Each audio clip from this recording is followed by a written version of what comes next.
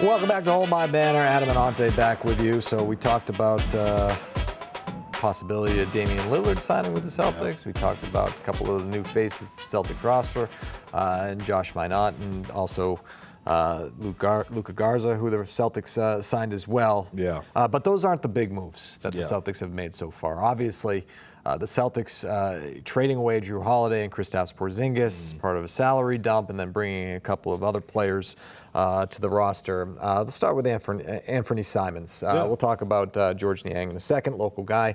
But with Simons, he's making $27 million this year. Yeah. That's a lot of money. It is. Right? For a guy who's sort of one-dimensional, just offensive, right? Yep. And for a Celtics team that's trying to get under that second apron, and again, not a capologist, but it is a big deal in terms of creating some opportunity later. Yeah, and I did want to mention, too, the Josh Minott deal did take them back over the second apron, just slightly. Right. Just slightly. Right. And so, so the offseason continues for the Celtics. Right. And that's why the question is, Simons, Niang, are they here to stay this season, or are they just going to flip them to shed some more salary? Let's start with Simons as a player. Yeah. What are your impressions? I mean, I think he's electric. Yeah. When you talk about somebody who's going to make me at least watch Celtics games going into next year, this guy could be one of those guys. You know? When I say one-dimensional, I don't mean offensive. Right. I just mean defense. He's not a two-way player. Yeah, he's not a two-way player right now. That's the honest truth. But, we talked about Minott's athletic ability. This kid, Simons, NBA dunk champion, can fill it up, has had multiple seasons where his, most threes in the game was 9, you know what I'm saying? So we're talking about a guy who fits the modern NBA. Either I get a dunk or layup, or I shoot a 3. Right. And he can get to those in a myriad of ways, whether it's through ball screens, catch and shoot, with the step back, in isolation. He finds ways to score, and his mentor is a guy that we just spent a lot of time talking about with Damian Lillard and also C.J. McCollum. Those were the guys that mentored him. And those dudes can really fill it up really quickly as well. He's just a prodigy of all of that. I mean, he's not the level of those players, but I mean, if those guys are a 10 out of 10 in scoring, he's a 9. You know what I'm saying? So I would love to see him in Boston Celtics green doing that for us. The defense does worry me a little bit, but I think he's a guy that can fit into Brad Stevens and Joe Mazzulla's system with ease. Yeah, so I wonder with him, right, if he's going to be in the, when I say long-term plans, I just mean playing this season. Right. And then, we'll go from there, because you could easily see the Celtics flipping him at some point this summer. Or if that doesn't work out at the trade deadline, right? Where not as much money is owed, and there might be some teams that are more willing to bite on that. But in terms of the player, the prospect of having him on the roster is exciting for all the reasons you mentioned. And I sort of wonder, now is the time where we get to see Jaylen Brown shine and be the guy. Right. Simons would be the Jaylen Brown to Jaylen Brown, right? You know what I mean? Right. He'd be the 1B, right? Exactly. Yeah. Exactly. So that would be fascinating to see. Yeah. To let JB cook, to let Simons be, the Robin to him being Batman, and seeing what this team looks like. But I also ask, all right, do we want to be that good next year? Right? The Celtics want to be that good next year, right? So you're not good enough to win it all, but you're not bad enough to sort of get a better draft pick and sort of reset and look to the future, and get that draft pick so maybe it's an asset in a trade when Tatum comes, right? So all of those things, outside of the financials, you have to consider as well. Yeah. So I guess the bottom line for me is, I like Simons the player. Mm-hmm.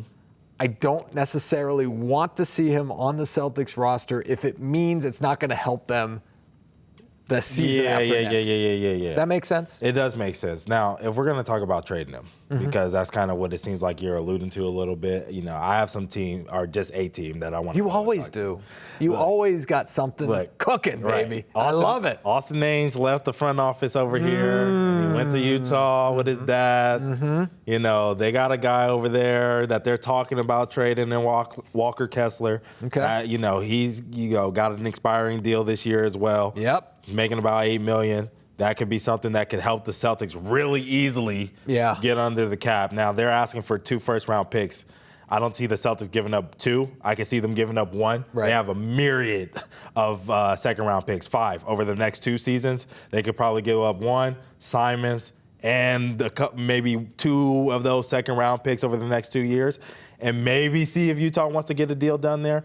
If not, which I could accept, because then the Boston Celtics would bring in Walker Kessler. We would extend him. Yep. The front court help comes. Right, that's what I mean. Right, you get a guy who rebounds extremely well, blocks shots, and does a pick-and-roll game at a high level, right? That would be great for the Boston Celtics. Yeah. Now, if it's not him, and they're like, no, that's not enough, we want more, what about John Collins? Also on the expiring deal, okay. $1 million less, so it doesn't help you that much with the cap situation, but it does help you. Yeah. And this guy, he was a 20-10 guy for Utah last year. He was. 40% from the three-point line. Athleticism. He's going to block shots. He plays hard. He played hard when he was in Atlanta. He's played hard for Utah. He's only gotten better as a shooter. This guy could be a guy that helps them kind of fill that KP position, that stretch big, that also blocks shots and rebounds. He could fill that position and that role for them. What do you think about that? See, that's why I like talking things out with you. Yeah. Because I'm in my head thinking, like, it's all about 2 years from now when Tatum comes back, and then they'll figure it out then. Right. But with that said, and what you bring up is a great point. It's like, well, if you can address a need now that can help you moving forward. Because I look at Simons, and I don't know how he's going to fit when Tatum comes back. Right. And that's the issue. Yes. Is he a guy that can come off the bench? Do you want to pay that much money to a guy coming off the bench? Right. Because he's not going to start when Tatum comes back. Yeah.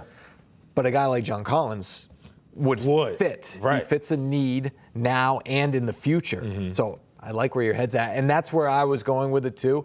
If you're not going to do just a straight-up salary dump, get somebody who can help you now. Address the front court, because that's the need for the Celtics, not only now, but moving forward when Tatum does eventually return. And then for Utah, they made the trade to get Colin Sexton out of there, and brought in Nurkic.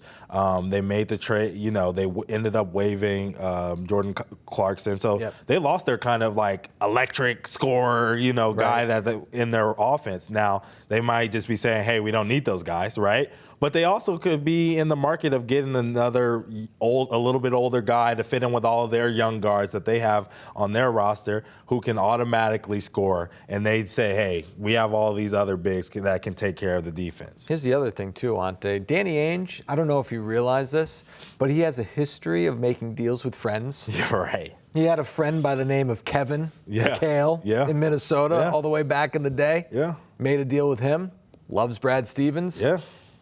Well, I'm talking. All right, now let's talk about this Niang dude. Because I didn't leave much time for this because I'm like, oh man. Here's my thing, right? So we haven't had the opportunity to talk about it, but like, Boston fans are with me. They don't forget. That's the thing about Boston Celtics fans. They do not forget. Right. And you're talking about Game 7 against Sixers? Right. Yeah. They may forgive, but they're not going to forget. And him grabbing Jaylen Brown's knee, which, hey, a couple of years later, Jaylen Brown's having some knee issues. Yeah. And who knows if something might have started there. You know what I'm saying? Well, it's the same thing, too, and not to do the cross-sport comparison, but I do it from time to time. Yeah. It's the same thing with Dustin Pedroia and Manny Machado back in the day when the slide right into Pedroia's knee. Right. He was never the same after that. Not to say that Jaylen Brown had that significant of a knee injury, but there's something there. It could be something there. Right. So my question is, with that, and then JT also giving him I'm not going to say it, but he did the celebration against him last year. Get out of here. Get out of here with Atlanta, after he dropped him. There's some animosity there between these two stars and this now role player. So, I have to question if he's going to be on this roster, whether he helps the chemistry of this team, whether he's going to help them actually win a championship in a couple of years. Is it even worth having him on the roster as a roster spot, even though it's only $8 million for this season? Yeah, he can't play D. Can shoot. He's an asset for a team contending because he does offer some of that stuff. But and I also look at it. Well, he's a local guy too. So you shout out Lawrence, right? Yes. But you look at where the Celtics are right now. Obviously not for this season, but beyond. That's the biggest question that you have. And yeah, I don't see it working either. I see it more of I want as much flexibility as possible. If it's not a guy like John Collins coming to Boston, as much flexibility as possible for them to build 2 years from now. Yeah. All right. So I was cooking again with this one. I got to trade him out of here. You know what I mean? I was cooking a little bit with this one. And I just want to ask you who says no. Okay. So roll with me. Okay. I got you. Niang and Hauser, who we know has been, inconsistent in his time here making in Boston. 10 mil. Right. For Cole Anthony. From the Memphis Grizzlies. Jay Huff, who's a lot like a Luke Cornett, you know what I mean, can fill a role exactly like how Luke Cornett could fill.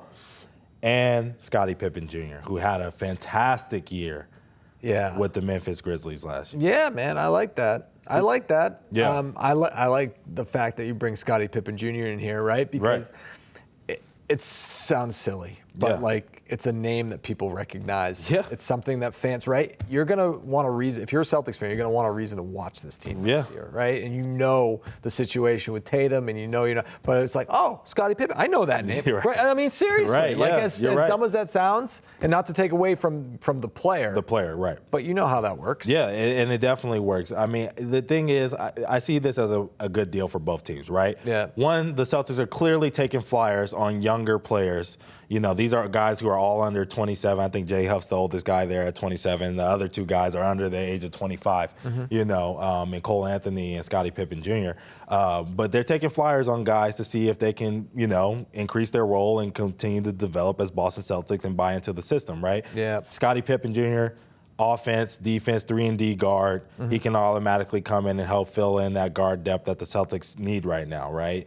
When you're looking at a Cole Anthony, he's had some good He's a legacy too, isn't he? Right, yeah. His dad, Greg, is a great NBA player and everything like that, but he's had some great moments with the Magic. He plays hard. Some of the things about shooting are some of the question marks about him, but he's a guy who plays hard, brings energy, a lot of the things that we've been talking about that the Boston Celtics are looking for.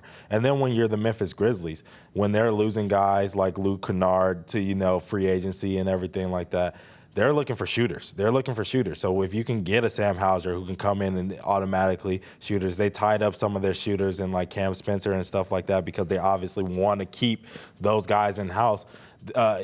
He can immediately come in and fit a role for them, especially playing with Ja and Triple J, who just got the extension as well. They're going to need guys who can space the floor, losing to Desmond Bane as well. Right. And former Celtics draft pick, by the way. And Niang fits kind of their identity too. Some guy who can come in and shoot and just breathe energy and kind of be a pest, like how Dylan Brooks was for them a couple of years ago. So I could see that being something that they might be interested in. I'm not sure, right? Yeah. I'm not sitting in those chairs, but hey, why not? Former Houston Rocket Dylan Brooks, right? Yeah, big trade went down in the NBA.